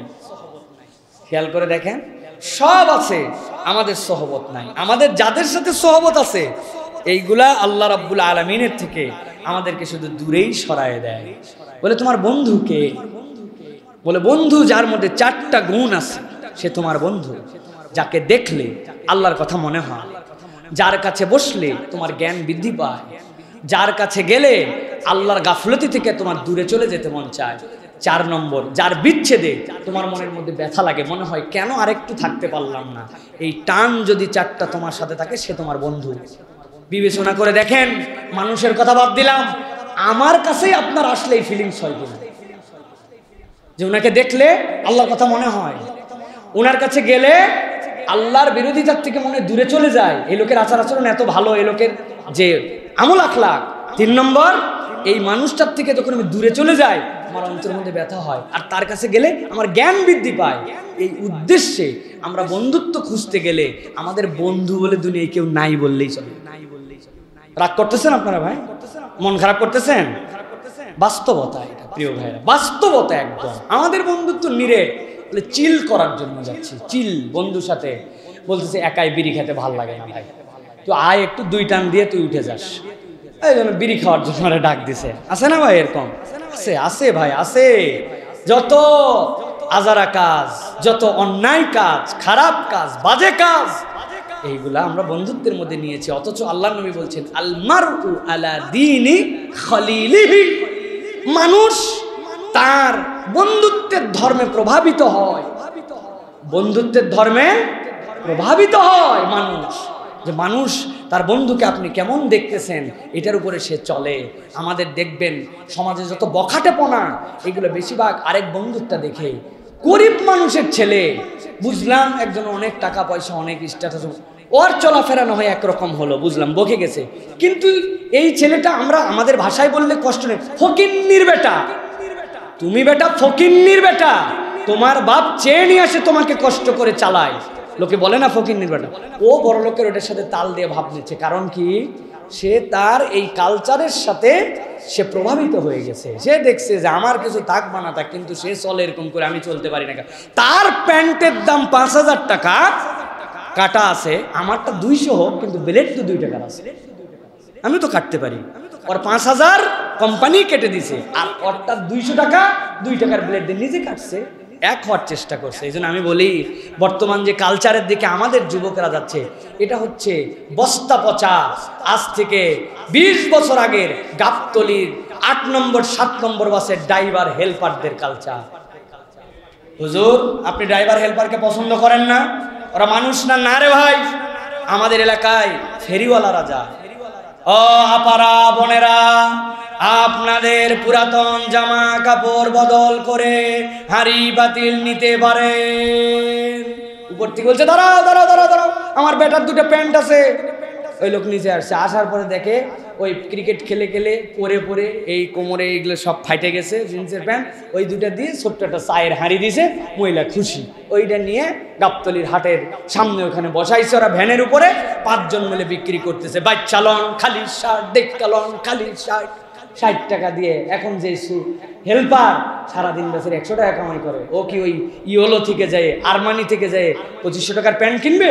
ওই 60 টাকার প্যান্ট কিনছে, কিনে ধুয়ে টুয়ে ওটার গেছে কোমর ফাটে, ওটার গেছে হাঁটু ফাটে, ওটাই হয়েছে ওর জন্য স্টাইল। আর আমার কিছু সুসভ্য শিক্ষিত টাকা পয়সাওয়ালা, এত তার রুচি নিম্ন হয়েছে যে ও নিজের প্যান্ট কিনে নিয়ে এসে নিজের এইখানে ফাটায়, আবার টিভির মধ্যে প্রোগ্রাম করে, ওই জায়গায় বসে থাকে। নির্লজ্জ, বেহায়া, আনকালচার্ড, আনসোশাল।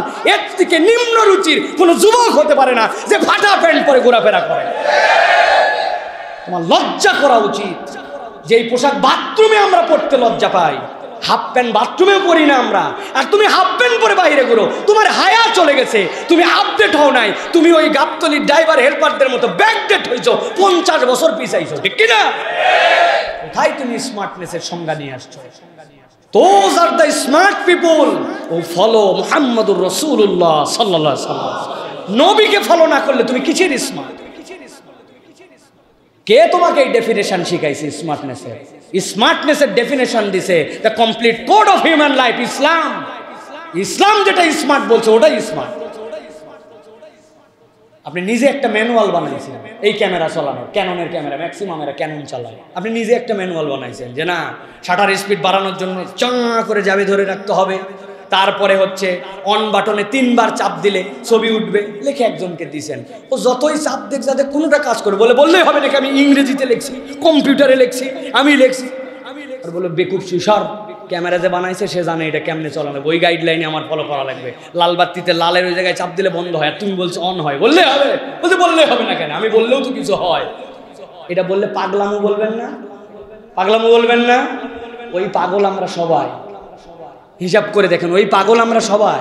আল্লাহ দিল গাইডলাইন, আল্লাহ দিল ম্যানুয়াল, আল্লাহ দিল নিয়ম, আপনি বলছেন না আমারটা এরকম করে চলে। ওরে বলে পাগল, আর আপনি কি?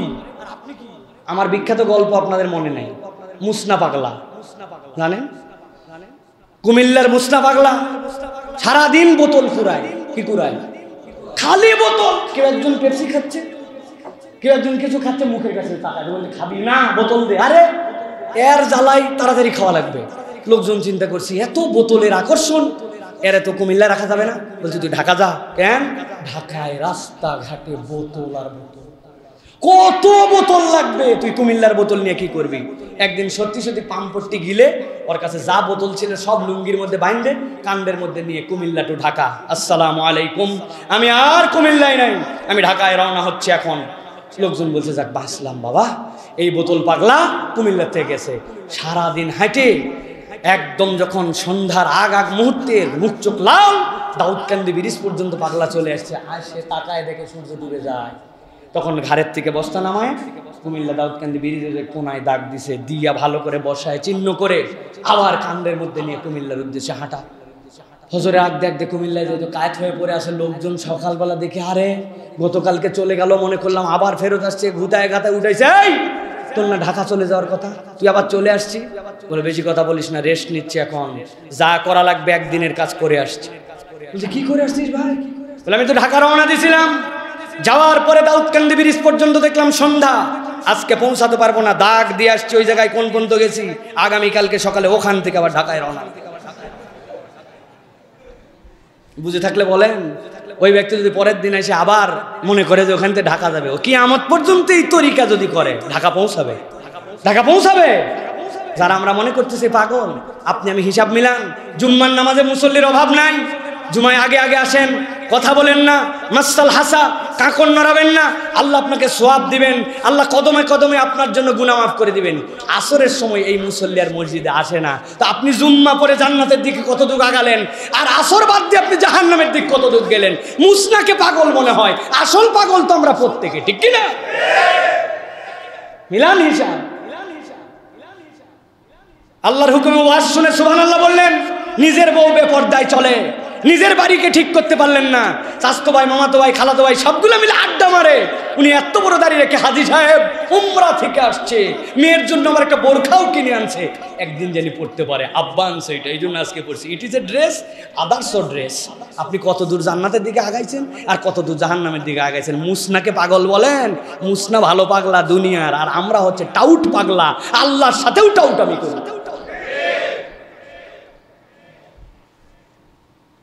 আল্লাহ রাব্বুল আলামিন বলছেন, এই জন্য এই যে মানুষ, এই মানুষটা কেমনে ট্র্যাকে থাকবে, কেমনে ঠিক রাস্তায় থাকবে। আল্লাহ রাব্বুল আলামিন বলছেন, দুনিয়া আখিরাতের কল্যাণ পেতে চলে আল্লাহর প্রিয় বান্দাদের সাথে সোহবতে থাকতে হবে, জিকিরে থাকতে হবে। রব্বুল আমিন বলেন, ওয়াসবির নাফসাকা মাআল্লাযীনা ইয়াদউনা রাব্বাহুম বিল গাদাতি ওয়াল আশি ইউরিদুনা ওয়াজহা ওয়ালা তা'দু আইনাকা আনহুম তুরিদু যিনাতাল হায়াতিদ দুনিয়া ওয়ালা তুতি' মান আগফালনা কলবাহু আন যিকরিনা ওয়াত্তাবা হাওয়াহু ওয়া কানা আমরুহু ফুরুতা। আল্লাহ রাব্বুল আমিন বলছেন, ওয়াসবির নাফসাকা মা'আল্লাযীনা ইয়াদউনা রাব্বাহুম বিল গাদাতি ওয়াল আশি। আপনি আপনার অন্তরটাকে ওই মানুষগুলোর সাথে জুড়ায় দেন যারা সকাল সন্ধ্যা আল্লাহ রাব্বুল আমিনের কাছে জিকির করে, সকাল সন্ধ্যা সালাতে থাকে, নামাজ কালাম বাদ দেয় না। তার সকালটাও আল্লাহর সাথে, সন্ধ্যাটাও আল্লাহর সাথে, আপনার সম্পর্ক তার সাথে হবে।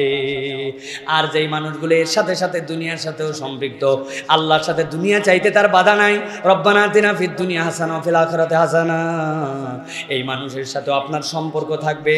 তবে রাসূলকে বলা হচ্ছে যেই মানুষগুলো ওয়ালা তুতি মান আগফালনা কলবাহু আন যিকরিনা, অন্তরের মধ্যে আল্লাহ নাই, রাসূল নাই, অন্তরটা ফেরোসাস, কেবলমাত্র আইওয়াস দিন পালন করে, মুসলমানদের সাথে সমাজে চলাফেরা করে, কিন্তু অন্তরের মধ্যে কোনো ইসলাম নাই, আল্লাহ রাব্বুল আলামিন ওয়াত্তাবা হাওয়া, খেয়াল খুশির জিন্দেগি যাপন করে, এই মানুষের সাথে ঈমানদারের কোনো সম্পর্ক থাকতে পারে না। নামাজ নাই, কালাম নাই, ঈদের নামাজ আছে, রোজা ঠিক মতো রাখে না, ঈদের শপিং ঠিকঠাক মতো করে, আল্লাহ রাব্বুল আমিন মানে না, কিন্তু মরার পরে তার জানাজা করা লাগে, এরকম লোক আছে না ভাই? আল্লাহ রাব্বুল আমিন বলছেন না, এই মানুষের সাথে তোমার কখনো বন্ধুত্ব হতে পারে না। ঈমানদারের সোহবত হবে সকাল সন্ধ্যা আল্লাহকে স্মরণ করে। যে সকাল সন্ধ্যা মানে কি? সার্বক্ষণিক তার লাইফ স্টাইলের সাথে ইসলাম আছে, আপনার সাথে তার পছন্দ আছে। আর আমাদের নিয়ম যে বেশি ইসলাম পালন করে আমরা বলি, তারা আমাদের কাছে খারাপ লাগে, কেন এই মোল্লা মুন্সির সাথে ঘোরাফেরা, হুজুর হুজুর মার্কে, মানুষ কি বলবে, ব্যাকডেটেড, দেখা হলেই বলবে আপনার মেয়েটার পর্দা নেই, কত ভাল লাগে না ভাই। এই সমাজ তো বুঝতে হবে আপনাকে, এটা 1450 বছর আগের সমাজ নয়, তাই না? এই সকল আপনাকে কলা কৌশলে একদল আছে আপনাকে সবসময় অগ্রগামী করবে, আপডেট মডার্ন বানাবে আপনাকে। আল্লাহ বলছেন এই সকল মডার্নের সাথে ইমানদারের কোনো সম্পর্ক নাই। ইসলামে মডার্ন সে ইসলাম পালন করে যে। অথবা আপনি আজকের থেকে নির্বাচন করেন, আমার এই পদস্খলনের কারণ কি, এত চাওয়ার পরে হেদায়েতে থাকতে পারি না কেন? ভালো মানুষদের সাথে, আল্লাহ আল্লাহ রসুলকে যারা মহব্বত করে, এরকম আউলিয়া কেরাম ভালো মানুষজন, তাদের সাথে আমাদের বন্ধুত্ব নাই। কি ভাই আছে? খালি দাড়িওয়ালায় ভালো মানুষ হয় না, দাড়ি এখন একটা ঠকবাজির অনেক জায়গায় প্রজেক্ট বানাই ফেলছে। আল্লাহ ওদেরকে হেদায়েত দান করুক। প্রিয় ভাইয়েরা, এটা আমাদের জন্য জরুরি, কিন্তু অনেক জায়গায় ঠকবাজি হয়ে গেছে আমাদের জন্য। আল্লাহ আমাদেরকে বোঝার তৌফিক দান করেন। এই জন্য প্রিয় ভাইয়েরা, গুরুত্বপূর্ণ এই বিষয়গুলি, দুটি বিষয় সাথে আপনাদের সাথে বলে রাখি প্রিয় ভাইয়েরা। সেটা হচ্ছে এই যে মুসিবত, আমাদের চারিদিক থেকে মুসিবত থেকে বাঁচার জন্য, এই মুসিবতগুলোর থেকে বাঁচার জন্য রাসূলুল্লাহ সাল্লাল্লাহু আলাইহি ওয়াসাল্লাম বান্দাদের জন্য কতগুলা কলা কৌশল বলেছেন। দীর্ঘ হয়ে গেল, আজকে এত কথা বলবো না মনে করেছিলাম, তারপরে দীর্ঘ হয়ে গেল। একটু ভালো করে খেয়াল করেন, মুসিবত থেকে বাঁচার জন্য রাসূল সাল্লাল্লাহু আলাইহি ওয়াসাল্লাম একটা জিকির দিয়েছেন। এই জিকিরের মধ্যে 4টা আবেদন আছে। এত কিছুর পরে আমাদের মুসিবত যায় না, আল্লাহর কাছে যেন আমরা এই মুসিবত থেকে আশ্রয় পাই। এই জন্য রাসূল সাল্লাল্লাহু আলাইহি ওয়াসাল্লাম শিখাচ্ছেন, আল্লাহর কাছে বলো, আল্লাহুম্মা ইন্নী আউযু বিকা মিন জাহদিল বালা ওয়া দারাকিশ শাকা ওয়া সুইল কদা ওয়া শামাতাতিল আ'দা। হে আল্লাহ, আমি আপনার কাছে আশ্রয় চাচ্ছি। আল্লাহুম্মা ইন্নী আউযু বিকা মিন জাহদিল বালা, মুসিবতের তীব্রতা, এমন মুসিবত ঈমান আমল সবকিছুর থেকে আমি বের হয়ে যেতে পারি। রব, আপনি আমাকে তীব্র মুসিবত দিবেন না। 2 নম্বর, আল্লাহ আপনার কাছে চাচ্ছি ওয়া দারাকিশ শাকা, দুর্ভাগ্যে পতিত হওয়া। আমার ভাগ্য যদি দুর্ভাগ্যে চলে যায়, আমার তো কিচ্ছু করার থাকবে না। আল্লাহ, আপনি আমাকে দুর্ভাগ্যের মধ্যে নিমজ্জিত করবেন না। 3 নম্বরে ও সুইল কদা, আল্লাহ ভাগ্যের যে অশুভ পরিণাম, এটা তো আপনিই লিখেন, আবার দূরও করতে পারেন আপনি। আমাকে ভাগ্যের অশুভ পরিণামে দিবেন না। আমি একটা কাজের সিদ্ধান্ত নিয়েছি, এটা অশুভ হয়ে যেতে পারে, এটার মালিক আমি নয়, আল্লাহর কাছে চাবেন। ও শামাতাতিল আ'দা, আর আল্লাহ আমার তো দুশমন আছে, আমি যদি এরকম পতিত হয়ে যাই, বিড়ম্বিত হয়ে যাই, আমার দুশমন তো হেসে দিবে। আমার সর্বোচ্চ দুশমন তো হচ্ছে শয়তান, শয়তানের উপর যেন আমার উপর বিজয়ী না হয়। বান্দা যখন আল্লাহর কাছে বারবার বলে, আল্লাহুম্মা ইন্নী আউযু বিকা মিন জাহদিল বালা ওয়া দারাকিশ শাকা ওয়া সুইল কদা ওয়া শামাতাতিল আ'দা, আল্লাহ এই দোয়া কবুল করে ওই বান্দার তীব্র বিপদ দূর করে শয়তানের উপর তাকে বিজয় দান করে দেন। শিখতে পারবো না ইনশাআল্লাহ? আল্লাহুম্মা ইন্নী আউযু বিকা মিন জাহদিল বালা ওয়া দারাকিশ শাকা ওয়া সুইল কদা ওয়া শামাতাতিল আ'দা। এইটা শিখে নিব, মুখস্থ করব, বুকে রাখবো, অন্তর থেকে বিশ্বাস করে আল্লাহর কাছে কায় মনোবাক্যে বলবো, আল্লাহ কবুল করবেন ইনশাআল্লাহ। আর একটা বিষয়, 4টা জিকির, যেই 4টা জিকির বান্দা যদি মুখে এবং অন্তরে রাখে, আল্লাহ তো বান্দাকে ছেড়ে যান না, কিন্তু ওই বান্দাকে আল্লাহ কখনোই ছাড়বেন না। সোনা বলবেন না? 4টা জিকির যদি বান্দার সাথে থাকে, আল্লাহ ওই বান্দাকে কখনো ছাড়বেন না। সুবহানাল্লাহ। এতই সহজ, সবাই জানেন। 1 নম্বরে আল্লাহর কাছে বলতে হবে, ইয়া হাইয়ু ইয়া কাইয়ুম বিরহমাতিকা আস্তাগীস। ইয়া হাইয়ু, হে চিরঞ্জীব, ইয়া কাইয়ুম, হে চরাচরের ধারক, বিশ্ব চরাচরের ধারক, আপনার কাছে বলতেছি, বিরহমাতিকা আস্তাগীস, আপনার দয়ায় আমি আপনার সাহায্য প্রার্থী। আল্লাহর কাছে আমার আর কিচ্ছু বলার নাই, স্যালেন্ডার করে দিছি। 2 নম্বর, লা ইলাহা ইল্লা আনতা সুবহানাকা ইন্নী কুনতু মিনাজ জালিমিন।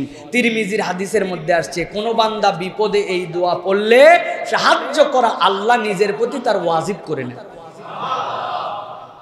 3 নম্বরে, ইন্না লিল্লাহি ওয়া ইন্না ইলাইহি রাজিউন, সূরা বাকারার 156 নম্বর আয়াত। এটা নিজের জীবনে, আল্লাহ আসলে তো তোমার কাছ থেকে আসছে, তোমার কাছেই ফেরত যেতে হবে, আমার একটা সান্ত্বনার জায়গা, অতএব যেটা ভালো তুমি সেটা আমার জন্য করো। 4 নম্বরে, আল্লাহুম্মা আজিরনি ফি মুসিবাতি ওয়া আখলিফ লি খায়রাম মিনহা। এটা আমরা অনেকেই জানি না, আল্লাহর কাছে বলতে হবে, আল্লাহুম্মা আজিরনি ফি মুসিবাতি, আল্লাহ আপনি আমার মুসিবত থেকে আমাকে পরিত্রাণ দেন, ওয়া আখলিফ লি খায়রাম মিনহা, আর পরিত্রাণ না দিলে আমার কিছু করে না, আপনি এর থেকে ভালোটা আমাকে দিয়ে দেন, এটার দ্বারা যে কষ্ট হয়েছে এই কষ্টের বিনিময়ে আমাকে দিয়ে দেন। সুবহানাল্লাহ।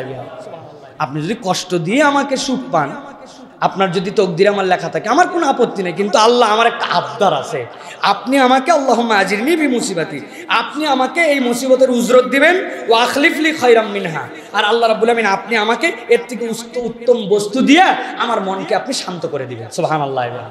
এই 4টা দোয়া সুন্দর করে আমরা এগুলো আমাদের জীবনে বাস্তবায়ন করার জন্য চেষ্টা করব। আল্লাহ আমাদেরকে বোঝার তৌফিক দান করেন, বলেন আল্লাহুম্মা আমিন।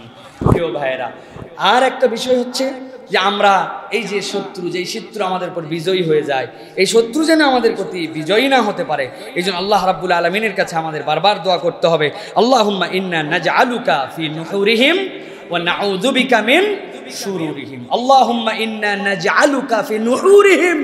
আল্লাহ, যে যত বড়ই শত্রু হোক, তুমি মালিক, তুমি পরওয়ারদিগার, আমার শত্রুকে তোমার কণ্ঠনালীর উপরে রাখলাম। নাজআলুকা ফি নুহুরিহিম, নুহুর মানে কি? তোমার হাতের কাছে, তুমি কোপ দিলেই কেটে যাবে, আল্লাহর কাছে দিয়ে দিলাম। ওয়া নাউযু বিকা মিন শুরুরিহিম, আর যাবতীয় যার শত্রুতা এইগুলোর থেকে তুমি আমাকে হেফাজত করো। এরপরেও ওই বান্দা যদি তার শত্রুতার দ্বারা আক্রান্ত হয়, আল্লাহ এর উত্তম বিনিময় তার কপালে লিখে রেখে দিবেন। সুবহানাল্লাহ। আমরা আল্লাহর কাছে এইভাবে সাহায্য প্রার্থনা করার জন্য চেষ্টা করব ইনশাআল্লাহ। আজকে যে বিষয়গুলো আলোচনা হলো, এই বিষয়গুলো অত্যন্ত গুরুত্বপূর্ণ, এগুলো আমরা হৃদয়ের মধ্যে ধারণ করি। আল্লাহ রাব্বুল আমিন আমাদেরকে বোঝার তৌফিক দান করেন, বলেন আল্লাহুম্মা আমিন।